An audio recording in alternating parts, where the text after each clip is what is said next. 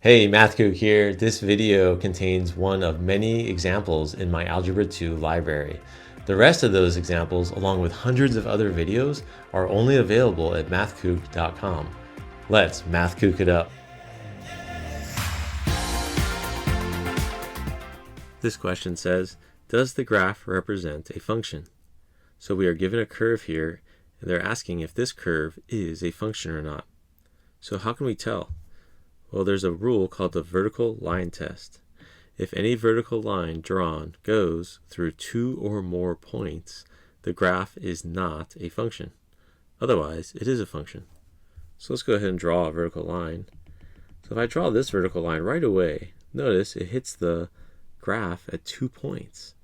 So that violates the vertical line test essentially. So because it goes through two or more points, the graph is not a function.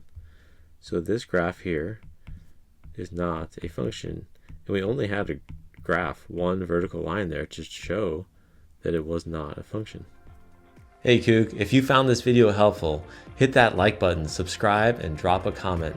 For unlimited access to all of my Algebra 2 videos, visit mathkook.com. Thanks for watching.